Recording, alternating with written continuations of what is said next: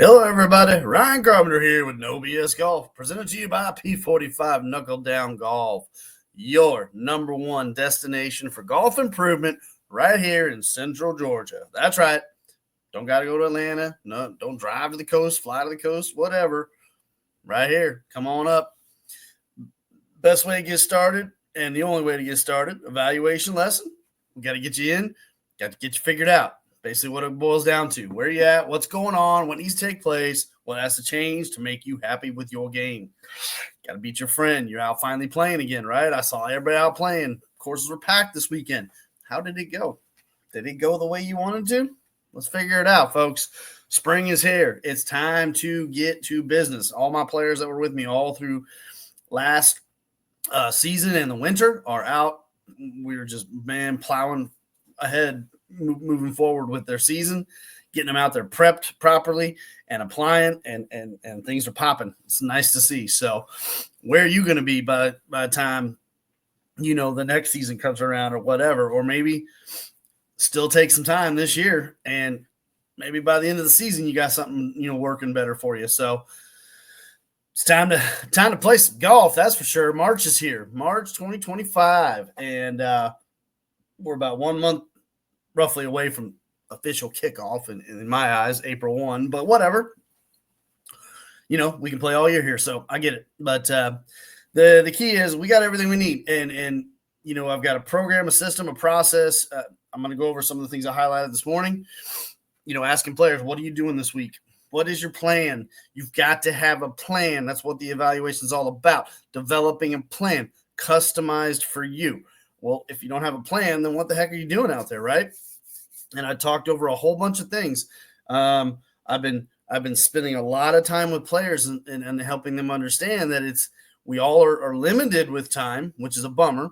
And because of that limited time, we got to maximize the time for one, make it as quality and as good as possible.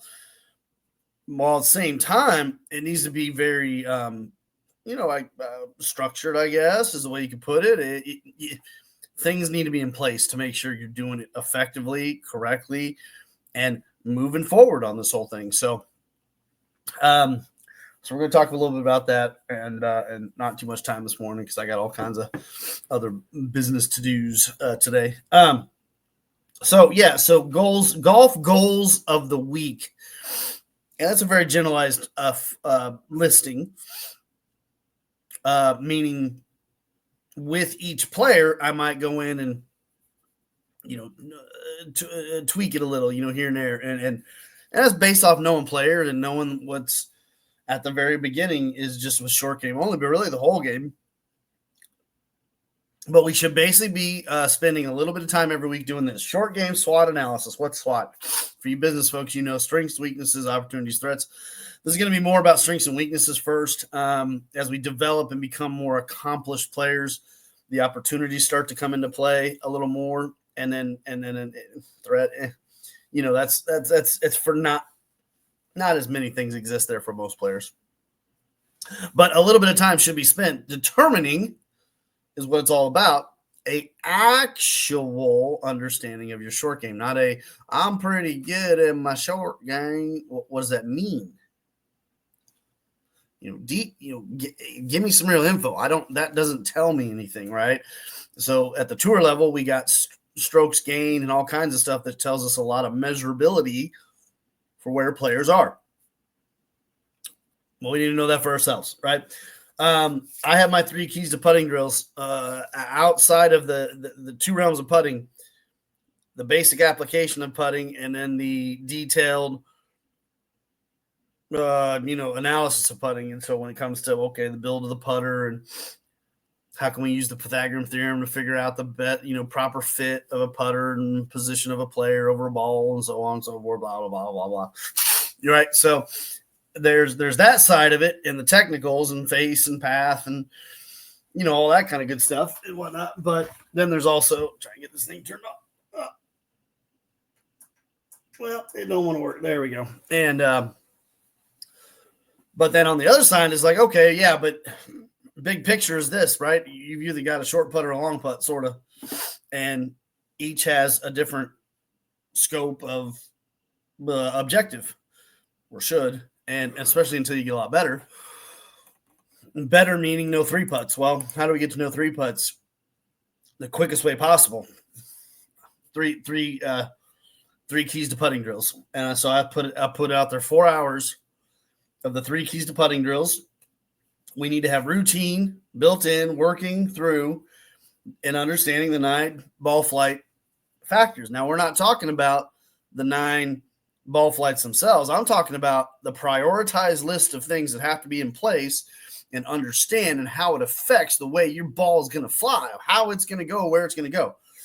And there is a very important priority list. Nobody answered it yet, and not to my surprise, I guess, but I'd like to see if somebody would try to answer it, and that's fine. But there is a priority list. So understanding and with our routines and when we have the time to hit balls and 3 hours of then full swing prep with station and application of 1 factor. And there you go. The first factor we set up right away, we talk about building stations on purpose. You got any Tour Pro event and watch the players come out, they start setting up their station, right? So building off of that for ourselves is creating a repeatability factor and a routine, keyword routine, right? And so by fulfilling time and preparation, meaning pre-round that counts to play, right? We need to have 1 factor of focus only, max. That's it. Nothing else. Set it up. 3 hours, or that one I didn't really put a number to because it's kind of. Oh, I did. Sorry, 3. And again, these are vague. These are based off players' abilities. If you've got players with more, then we're going to change the numbers to 10 and 9 or whatever, and maybe a little. We don't want to go less, but let's hope. And the 9-hole course prep. 9-hole on course prep is exactly what it sounds. I don't want to go out and try to play 9 holes consecutive like normal trying to score. I want to go out and I want to work through my understanding of my game, right? Well, in this scenario and with this shot, what are my options? And knowing the options is important. And then knowing how to choose within the options, which ones to focus on and try to attempt, and then maybe get better at them, right? So having the ability to take some time, and that's why I always talk about memberships are more valuable to a player working on their game if they can get it, and at the right location, of course, but so that you can go out and work on things and not worry about having to fit the flow of the day on a busy Sunday and have to keep up and all that stuff. You can stop, you can hit multiple shots and you work through it. So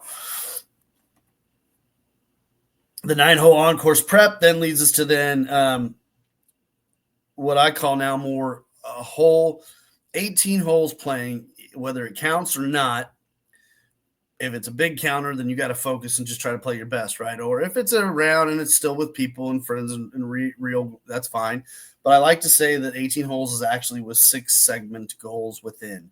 You got 6 segments of achievement that we're trying to work throughout the day. Obviously, the most important shot of the day is still the one you're about to hit. However, I like to break it down into 6 segments. I want to accomplish 6 different sets of goals throughout the day while playing 18 holes of full golf. And I want to think about it that way, and I want to dissect it that way. We go into a lot of sports like football, 4 quarters, 2 halves, right? We break it down and we literally analyze the hell out. Well, some do the hell out of it based off of that, and talk about how the first quarter versus second, the first half versus second, and how the kind of the variables that exist within that flow chart of breaking down a game. Well, I like to look at it the same way in 18 holes, because I don't want, if my first segment is like, okay, first segment, I'm saying I'm +3, right? Okay, well, it is what it is. You got off to a rough start. Well, that's in the bag. Let's go to segment 2 now. Now let's go to segment 3. Now let's go to segment 4. Now let's go. So I like to think in sectionals, right? And breaking it apart instead of one big, large, huge number. So anyways, these are kind of my things. And I also noted this is not intentional to be like, hey, you got to go put 3 straight hours in. No, hell no. First of all, most of you aren't prepared for that. Unless you've really worked through that before in your lifetime, you're not going to be able to do it. So segmented. So blocks is what we call it. Little 30-minute block here, 20-minute block here. Find time throughout the week to fit all this in and be prepped and ready for game time. You can't be ready for game. I mean, let's put it this way, and I had this conversation as well. You can't truly be ready to for game time if you haven't done anything, right? What you can do is go try to play the game of golf, however. But I will say this. It could go good or bad just because that's the nature of the game. That doesn't mean anything, whether it did go good or bad, as to whether you prepared or not. But you can't expect, especially to go above and way out of your territory, right? Way out of your realm and go shoot that magical round that you've been seeking for 10 years. So, it's if you decide you're not going to prep for game time and play, that's fine, but have realistic expectations. And I'll tell you one thing, and this comes straight from Nicholas and Harmon. You best not be out there cussing, pissing, moaning, throwing club, kicking this. You can't get mad at it if you didn't put the effort into it. Well, I mean, you can and you will, and I don't like to see that, but it's not realistic. Well, why are you so mad? You didn't prepare for the day. Just have a beer, put on some tunes, and relax, chill. You're out there to have fun, damn it, right? So don't go out there and make everybody else miserable is what I say. And for God's sake, if you're going to get mad and pissed off and moan about it, do something about it. Prepare for your game. So there's my list. Golf goals of the week. What are you doing for your game? I know my students, what they're doing, better be doing. They're going to find out in the lesson. Ooh, wait, what did you do? You did nothing? Oh, boy, are we going to have to work that out. Anyhow, short game SWAT, 3 keys to putting drills, routine work through the 9 ball flight factors, 3 hours full swing prep with station, 9-hole on-course prep, 18 holes with 6 segments. That's just a miniature breakdown. There's a lot more I could throw into this, and the more accomplished player I have, the more I do. Start to segment and create blocks of specificness and details and it's all within the curriculum that I bring to the table, folks. It's not just, hey, you need to swing like this. That's the easiest part.